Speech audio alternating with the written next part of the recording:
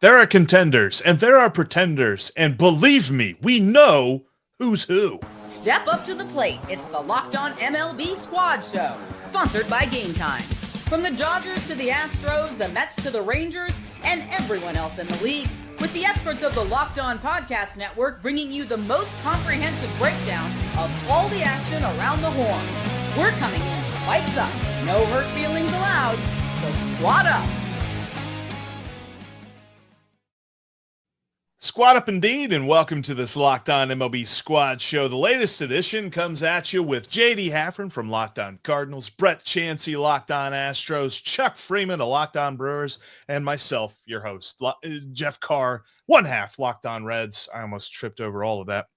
And also your Locked On MLB channel manager. And we're glad that you're alongside us here today because we're going to be talking about the bona fide contenders, the absolute pretenders, and the possibly, in between folks on the bubble there when it comes to the MLB playoffs on this MLB Squad Show that is brought to you by Game Time. Download that Game Time app today, create an account, and use the promo code LOCKEDONMLB to save $20 off your first purchase. That's Game Time. They got the lowest prices on the best tickets, guaranteed. All right, let's start with this because we have our man Chuck from Locked On Brewers on here. Chuck, it feels like the Brewers have won 60 out of the last 50. Seems like they're the team to beat in the National League, and that's on top of the Brewers. Like, is there anybody that you're worried about right now? Boy, it's just been an incredible run. They are 41 and 15 or so over that last span. It's the best 60-game stretch in Brewers history. And I'm telling you, it's just been unbelievable. And no, right now, I mean, it's easy to say, hey, the Brewers can't lose another game. But I mean, that the feeling in Milwaukee is like, man, they could beat anybody. And there's never been a feeling like that ever. You know, there's always been pessimists and, wait till the Dodgers or the Cubs are going to get hot or whoever. Or if we run into St. Louis in the playoffs, which we're not this year, thankfully. But I don't, right now, the way the Brewers are playing, there is such a belief at a high with this team that it's weird to say that, but I don't think they fear anybody. There's nobody right now because, I mean, they just went 6-0 against the Dodgers, 6-0 road trip. This is about as high as the franchise has ever been in the regular season, ever. Shots fired, JD. I know. I was like, I appreciate that dig. What did I ever do to you, Chuck? Jeez. Hey, you've taken shots at me on the MLB show. Wow. The nightly show. But no, I think that there is just this crazy feeling from the outside looking in at the Brewers that it's not that they have this just studly bona fide star player that you have to worry about. It's that you don't know who you have to worry about. You just know you have to worry because in some given game, somebody's going to step up. If it's Christian Yelich, I mean, he is the closest that there is to a star in Milwaukee. And I think that he has had the kind of career that you would say he is in that upper echelon, but you also have guys stepping up like Joey Ortiz or Isaac Collins, or you just insert a AI generated sounding name, and then all of a sudden that guy's hitting 300 and he's got like 20 bombs and 80. Andrew Vaughn. There he is. He stunk in Chicago. The White Sox were happy that they got rid of him.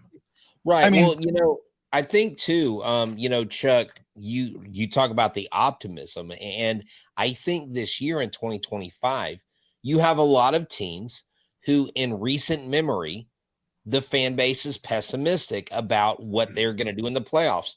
The Brewers, the Blue Jays, the Mariners, teams that have all had high hopes going into a season. The Padres, we can throw them in there, where they look like they're red hot.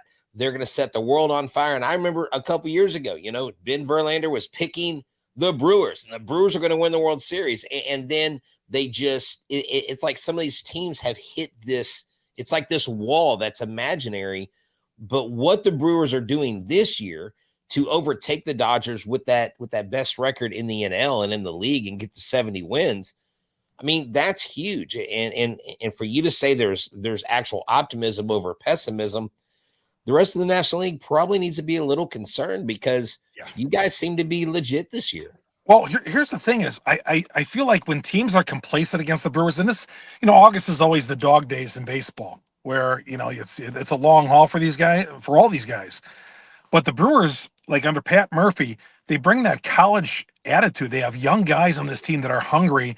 And if you make mistakes and you fumble the ball around and you throw away a wild pitch or a pickoff throw, the Brewers, I mean, the nickname, the T-shirts going around town, they're the fighting woodpeckers. That's what Murphy has named them because they just get at you and they're like a mosquito. And they just like a gnat. And you swat them and they come back and they swat them and they come back. Yeah, Jeff, like you were saying, they're some no-namers. Andrew Vaughn comes over here, and I said this on my podcast this morning. I said he's turned into Mickey Mantle. I mean, he's got 7 home runs in 22 games. And the guy was banished to the minor leagues with the worst team in baseball, the White Sox. So, I mean, I would like to think this is going to be sustainable, but the Brewers are putting guys like Isaac Collins, a Rule 5 pick, in the heart of the order, and he's producing. And he's a Rookie of the Year candidate. And we never even talked about this guy in the offseason because he wasn't even going to make the team. So it's just been I've never seen something like this in sports. This bunch of cast-offs and all that, suddenly you just can't lose.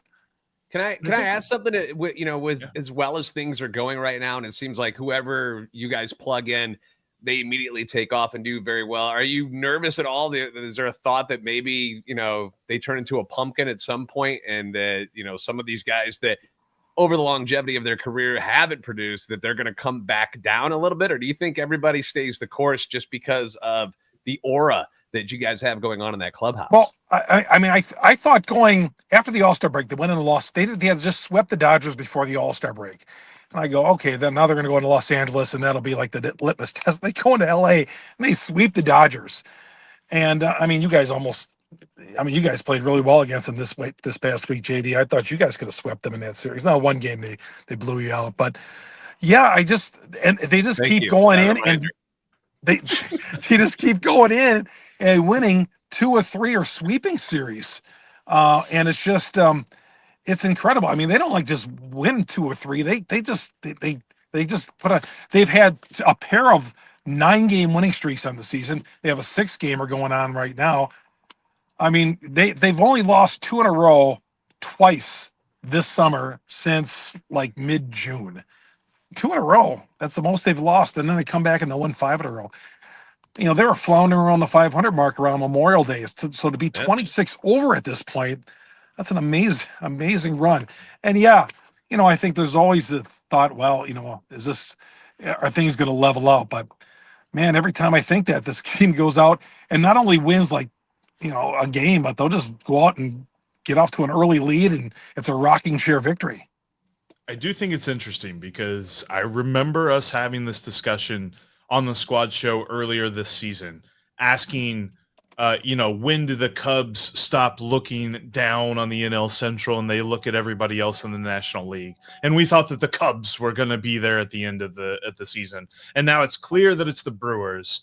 And he just joined us. He is Justin Latta from Locked On Guardians. Justin, why will the Brewers not fall victim to what the Cubs are doing? Why will they not? Well, they've got the culture. I don't know. I said earlier today, I said they can't keep getting away with this. They keep getting away with it every year. Every year, guys come out of that team and like they lost Corbin Burns. Okay, no big deal. They haven't had Brandon Woodruff for a couple of years. Okay, no big deal. We have Freddie Peralta. Like they traded Josh Hader. Okay, we have Devin Williams. Okay, well now you got other guys. Like they just keep finding guys. Like Chuck said, like nobody was talking about Isaac Collins. Like. Is he going to show up in the playoffs? Is he going to be a guy that turns into a pumpkin? Maybe, but they just keep finding ways. Now the thing I do worry about is Jackson Churio. That's not a good injury. I don't like that. That scares me. They've been playing without him. Might be the only thing that holds him back. Yeah, that's something that scares me long term. And they might not. There's a lot of infielder guys there that are kind of iffy on hitting, but again, they keep getting away with it every year. So I'm forced to believe they're going to keep getting away with it. They can't keep getting away with it, but they might just do it. And I will say this, we focus really heavy on the National League where it feels like the Brewers are the team to beat, but it's clear that there really isn't that team in the American League that it's like that team is head and shoulders above everybody else, because I don't know that I buy the Toronto Blue Jays. The best way to get down to the ballpark or get down to the football stadium, with football heating up too, is with Game Time. Steve and I use Game Time just about every time we go down to the ballpark, because they've got great last minute deals on tickets everywhere in the stadium. Sometimes you can find some really good deals. Maybe the weather's not so great, but for whatever reason you're down by the stadium, you're going to find some really good zone deals on some seats you may not necessarily buy tickets for in advance, because Game Time's got amazing deals. Plus, you can see the view from your seat if you're going on the road with the Reds, or if you're going to a brand new ballpark or a brand new stadium, and you can see exactly what your view looks like. Game Time makes sure that you know everything about your tickets before you hit the purchase button, because they take the guesswork out of buying tickets. That's over on Game Time. And when you download the app today, use the promo code LOCKEDONMLB and you'll save $20 off your first purchase. Terms do apply. That's over on the Game Time app today. They got the last minute deals at the lowest prices guaranteed. Thank you for making Locked On MLB part of your everyday routine. There is a podcast for your favorite team, whether it's the St. Louis Cardinals, the Houston Astros, the Cleveland Guardians, the Milwaukee Brewers, the Cincinnati Reds, or the Oakland not Oakland. Sacramento. No, we don't say Sacramento. The A's. Booney's got you covered on the A's too. Everybody's got a podcast. You got to check them out today. Make sure you subscribe and make us all part of your everyday routine. All right, so we talked a lot about, it feels like the Brewers are looking down on everybody in the National League. In the American League, it's easy to say the Blue Jays, because the Blue Jays have been on this heater. They're at the top of the league right now. But I feel like the American League is going to be that league that whoever just makes it in to the playoffs can go on a run. And Brett, man, I feel like Houston's got the pitching to do that. Yes, we do, but they've heavily depended on, Framber Valdez, Hunter Brown. They've had a couple hiccups. The pitching has sprung a leak a little bit lately. They haven't performed as much, but the bats have started heating up with the addition of Jesus Sanchez and Carlos Correa, definitely invigorating some life into that lineup. But Luis Garcia struck out the side tonight in AAA Sugarland. Arrighetti just came back. He struggled a little bit, but I anticipate he'll get right. Getting him back, getting Javier back, getting Spencer Arrighetti back. I think those three guys coming back alone are like their own trade deadline acquisitions. We just added another arm, a right-hander out of Atlanta, Amdelo Santos, who I think actually is not a bad pickup. And he had a sinker at one time in 2024. Who knows? Maybe there's something else that he can bring, because his slider has a 38% swing and miss rate. So you love that. If the Astros pitching is healthy and is producing the way that it knows how to, we've got Yonder Diaz heating up. Again, Carlos Correa, Sanchez, Altuve. If Yordan comes back, we got 47 games back. If he comes back the last 25 games of the season and just produces at the plate, the Astros have a chance to be one of the favorites in the AL. But I'll be honest with you. I'm a little nervous about the Mariners, and I'm a little nervous about the Rangers. I thought the Mariners would be there, but the Rangers have started. The Rangers pitching is phenomenal. Their starting pitching is phenomenal, but the AL is wide open. So you could be anywhere from, and I would go out on a limb and say even Kansas City, they're on the outside looking in, but Cleveland, Seattle, Boston, Texas, Detroit, Toronto. Who is going to get hot at the right moment? Because once you make it in, that's the hard part. And there's some guys that are going to be on the outside looking in, hoping the Astros don't have too tough a road, 47 games. Let's see if they can get it done. The Mariners are, to me, there's nobody. Okay, let's start with this. There's everybody in the American League is a fry short of a Happy Meal in the American League, but I think the Mariners are the most complete team. They went out and got Josh Naylor. They have Eugenio Suarez, Cal Raleigh, depending on what happens with Aaron Judge, this injury coming back. Like Cal Raleigh, I think still should be the MVP, doing it as a catcher. They have a complete lineup, right? They have pretty much a complete lineup. The pitching staff might be the best in baseball. They have a good bullpen. And I think those guys are hungry because they just haven't had it. So I think if anybody's complete in the American League, it's the Mariners. But like Brett said, it's about who gets hot when and who gets in. Like nobody saw what the Tigers could do last year because, like, yeah, you had Tarek Skubal in the playoffs, and you were like, okay, what are they going to do after that? And then they went on that run, and it worked. So anything can happen. But like if you're looking at it like on August 8th, I think the Mariners are the most complete team in the American League. It's just a matter of are they going to be hot at the right time? They look good right now. I think one team in the American League, the Boston Red Sox, I was talking about the Brewers don't lose. I think the Red Sox at Fenway, man, it just seems like they win every night at Fenway. And just some sort of crazy thing happens and, they win and they haven't, God, I think they've got a little bit of a winning streak at home, but man, they're great. They're coming on strong and really good. And Bregman is healthy.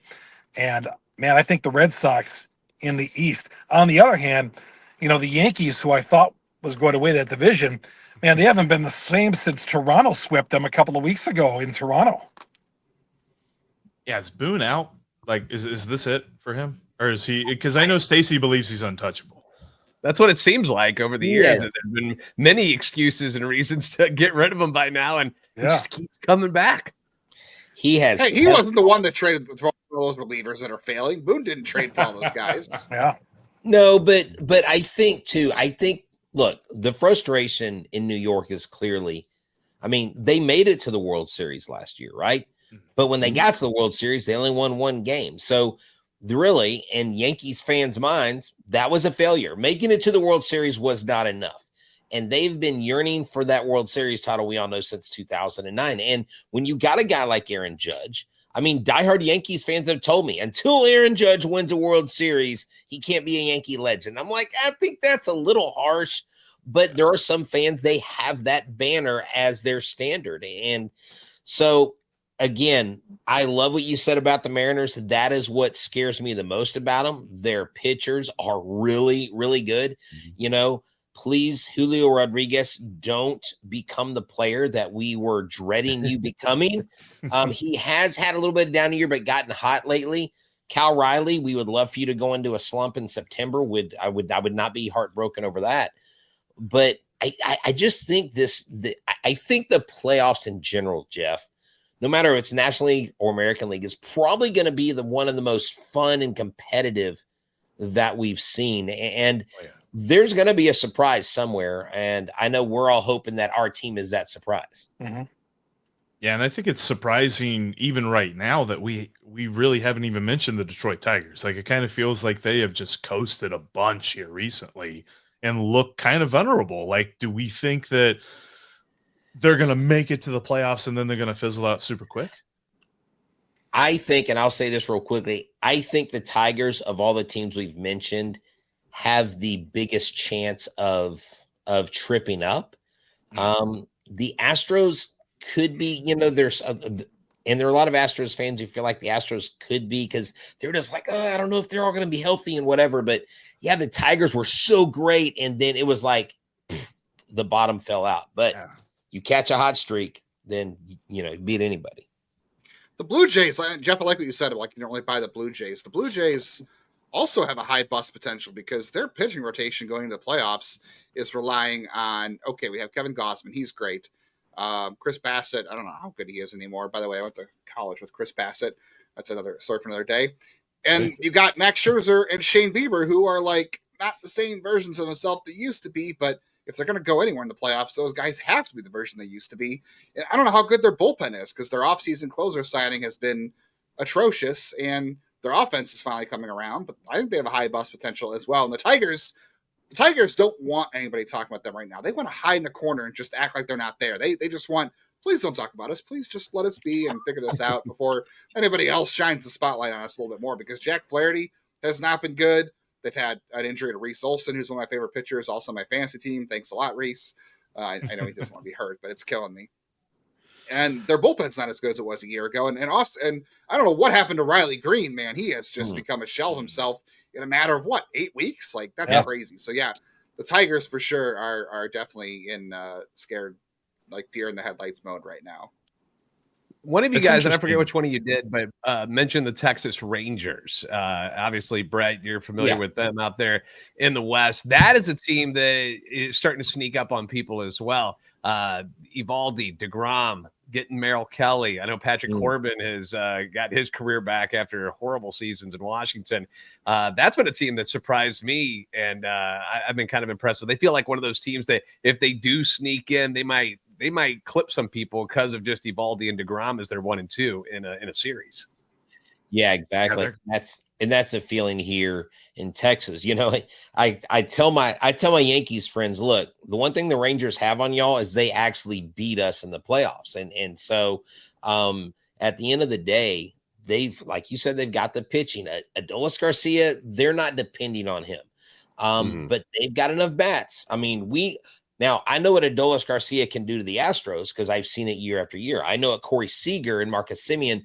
So they definitely have what we call Astros killers in their lineup. So, yes, you know, Rangers, chill out a little bit. We don't need you to be too hot. You know, we got enough competition in Seattle. But, yeah, look, hats off to them, respect to them, because I really did not think in the end they were going to be there. But, you know, here they are.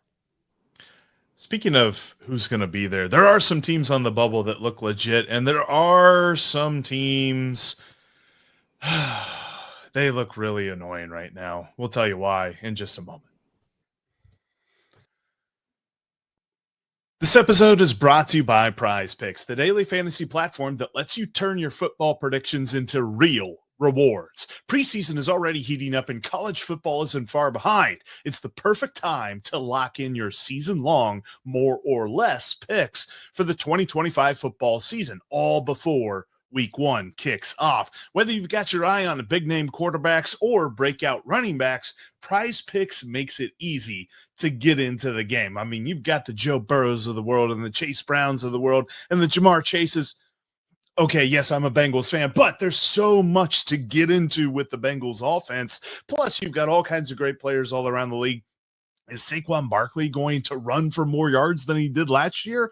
You never put it past him. That dude is amazing. You can get in on all of that more or less over on Prize Picks. Download the Prize Picks app today and use the code LOCKEDONMLB to get $50 in lineups after you play your first $5 lineup. That's code LOCKEDONMLB to get $50 in lineups after you play your first $5 lineup. Prize Picks.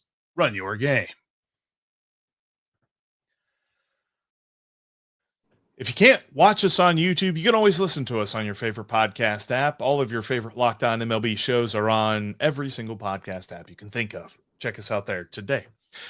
All right, we talked about the bona fide championship contenders, but there are some teams that are on the bubble. So I guess we can kind of put the Rangers as a legitimate contender, even though they're on the bubble. Looks like they could really make a good run at the playoffs. There's definitely some teams that, you know, maybe ought to call Mike Schilt and see if they can get a nice winning streak going toward the end of August into April or into September. I'm mixing up my months there. But who on the bubble do you trust the most? You mean to make a Not move the in Rangers. The Rangers. Yeah. I think Jeff, you mean a team on the bubble that can make a move here in the next couple of weeks? Yeah, move into a spot and hold it. I think you guys, the Reds, I thought if you would have won that game yesterday, man, that would have been really interesting. If you would have won that game against the Cubs on Wednesday. You know, but I think you guys are still I think the Reds are gonna make their move. Abbott is amazing, man. Take that guy on my team anytime. And I mean, I love what you guys did at the deadline.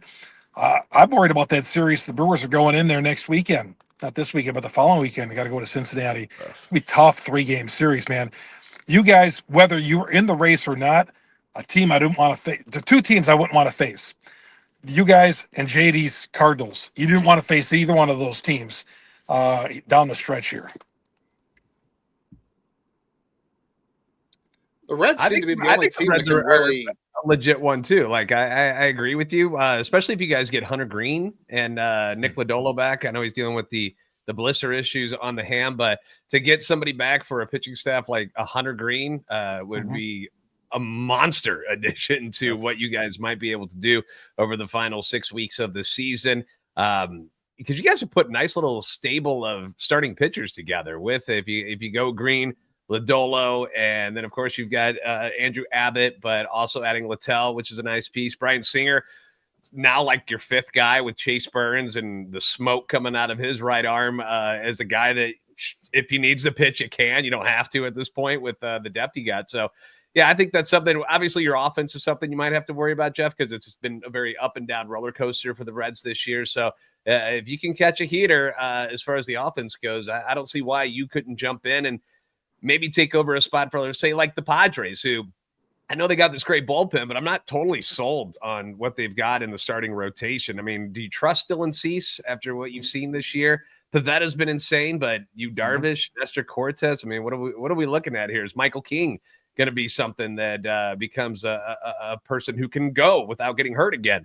So I feel like that's the issue that's going on with San Diego. I like a lot of their parts in the offensive side of things, but you know how it is when it gets down to the playoffs, it is pitching. And if you don't have it, like, you're going to get bounced real quick. And that's where I think if the Reds get healthy, they could probably swap with San Diego there. The Reds or Terry Francona teams, I will say, always seem to perform better in the second half. That was the MO here in Cleveland. And I could see the Reds having that very good second half run too. I mean, they're already on it, but even though they're only 4-6 in their last 10, but yeah, you guys are absolutely right. The pitching is there. Although I think Brady Singer just walked somebody else while I recorded this, but their pitching is still pretty good. And that offense, like you said, it's dynamic. It does have a chance to be really hot. If you catch that Reds team in the middle of a hot stretch, like, everybody in that offense could do something that can beat you. And Terry Francona's teams, like I said, they're second half teams, so it wouldn't shock me at all. I think it's wide open for them to get in because the Mets are really hurting right now. The Padres, yeah, it's a little bit up and down. The American League, I have no idea. Like, the Yankees seem like they're never going to protect the lead ever again, and the Mariners are just really, really darn good. And the nice thing for Cleveland is behind Cleveland, it's Texas, and then after that, like, there's nobody. I don't think the Royals or the Rays are making that run. So, like, Cleveland and Texas both have shots, I think. Do you trust your Guardians right now, Justin? I mean, I know you're as surprised as anybody that they have gone on this run, because it was 2 weeks ago where you're like, it looks like it might be over. They went on that losing streak, and now here we are, a game and a half out of a wild card spot after you sold people at the trade deadline. Like, are you the new Tigers? Are you the 2025 Tigers? They're not. I have signed the Guardians' death certificate twice this season. The 10-game losing and the Emmanuel Clase suspension. I have said that was the end of the season both times, and it has not been. Do I trust them? No, because they've beat a bunch of bad teams, which you have to do. But they didn't sweep the Mets. Did they catch the Mets at a bad time? Maybe. But they have a really terrible schedule. I mean, they're playing the White Sox, they're playing the Marlins, who I know are a little scrappy right now. They're not a pushover. And the White Sox are here. They play the Braves, who are banged up. Like, they've got a really good chance in front of them to make some noise. And I'll say this too about the selling thing. They all they did was trade Shane Bieber. Shane Bieber has not impacted this team since 2022. That was the last time that he was really good for them. 2023, he was hurt half the year. 2024, he made 2 starts. So this team hasn't felt an impact from Shane Bieber, at least on the field, in 2 years. So they gave up nothing at the deadline. The only real loss for them right now is Emmanuel Clase, and they had no intention of doing that. But here we are. I don't know. I don't think the bullpen's going to hold up long term, but anything's possible at this point. And the rotation's starting to come together, which is nice. The Guardians, at least as far as I know, are not planning on playing the Braves in a speedway. So that's a good thing. I recommend playing that in a ballpark, not at a NASCAR speedway. But I appreciate what you guys are saying, because definitely, as much as the vibes are immaculate in Milwaukee right now, the vibes couldn't be any colder in the city of Cincinnati, because there are so many people, especially after this latest loss to the Pirates, that are looking at this and they're like, this is the point. We're pointing at this day right here, August 7th, the loss against Paul Skeens and the Pirates, that this is the day that the Reds' playoffs hopes died. And I disagree with them. But quite frankly, I feel like that guy sitting in the corner in a straitjacket going, they're going to make it. They're going to make it. They're going to make it. It's because of the pitching. You can't quit this team because of that pitching. And Hunter Green is going to make a rehab start on Friday. And when he does that, they're going to get him up to around 80 pitches. And the idea is, I think if he is good to go after that, if he recovers well, then they will bring him up next week.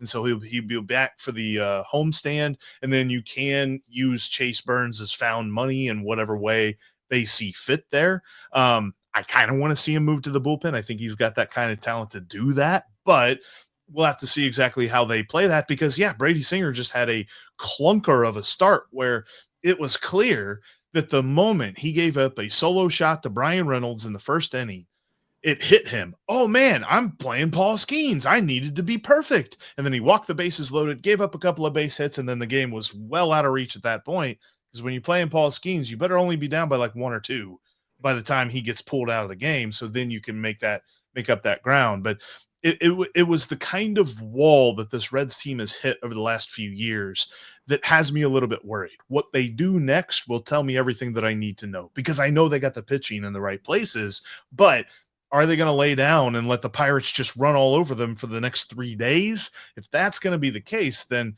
I want to harness the positive energy right now of you guys telling me that the Reds are going to be that bubble team to make the run. But I'm seeing the smoke. I'm not seeing the forest for the trees right now, guys, and I'm really squinting really hard. Oh, I think the fan base can't get down on losing to Paul Skeens. Now, if you get swept by the Pirates, I get it. But I mean, it's Paul Skeens. It's Paul Skeens. You guys just played a decent series against the Cubs, except for the Wednesday game. Like, yes, and you had Abbott on the hill. And it wasn't great for him on Wednesday, but still. No, it's not the beginning. Losing the Paul Skeens is not the beginning of the end to anybody, man. The Pirates are tough out, kind of like Miami. I mean, Miami's facing a team like that, facing a team like the Cardinals. Man, you don't want to face those teams. They got some guys on those teams who could play, and so yeah, losing the Pirates is not a shame. You don't want to get swept by them, but losing a game here and there, you can't call off the season because of that. Yeah, I'll tell you what, Jeff, I don't know if the Cincinnati Reds are going to get in, but I would be terrified if I was a fan of a team that had to play the Reds in the playoffs, because if you play a short series, who wants to face that pitching staff in a best 2 of 3? I agree. Can you imagine in October, Chase Burns coming out of that bullpen and pitching 2 innings or 3 innings? That's Absolutely what I want. not. Like that's the Padres and the Mets lineups both could go very ice cold quickly if the Reds have to play them in October. I'd be terrified if they get in. I don't know if they'll get in, but I would not want to be facing them in the first round. Yeah. They just got some decent pieces now. Like I know that it wasn't like a huge name, but solidifying the defense over at third with Brian Hayes, that was a great move. Miguel Andujar, that was a solid depth piece to add there. The Littell move. You've got Nick Martinez still. He can do pretty much any time. What do you need me on 2 days rest? He shows up, throws 6 innings if you need. Whatever. He's just like that rubber arm that can do whatever you need. You've got a lot of good pieces in place to do some good things. You just got to believe in it, and I can understand why the fan base is sketchy about it because they're used to being disappointed in stuff. But it just takes one, right, Jeff? Just one playoff win, one series, and they'll all come flooding into GABP. Well, that's the thing about all this. We could be playing some great baseball, or anybody could be playing well right now or poorly like the Mets are doing. But, man, you get to October and you have a bad couple of hours. Holy cow, then the season gets, like we found out, the season gets flushed down the toilet really quickly. Yep. You got to hopefully avoid that first round, that short series. But, I mean, I watched the Mets against Cleveland this week, and I look at the Mets and I'm like, man, you got all those stars in the lineup, and Alonso's having an MVP year. How are you sleepwalking in these games? And the Mets go through these slides. They had a 7-game winning streak, 2 weeks ago, and they just go into a slide, and it's like, man. And I feel like some of these teams. I mean, do you guys ever get the impression that some of these teams feel like their fan base will say, like the Dodgers, who went through a little bit of a slide there? Oh, we could just turn it off, and we'll turn it on when October comes. Man, that's hard to predict. Yeah. No, and I feel like that's the best way to conclude this episode. Thank you so much for watching today's Locked On MLB Squad. Sorry, Locked On Central Squad. When it comes to Major League, well, no, Brett was here. Oh, but the Astros used to be in the Central. So yes, Locked On Central. Oh, it's so confusing.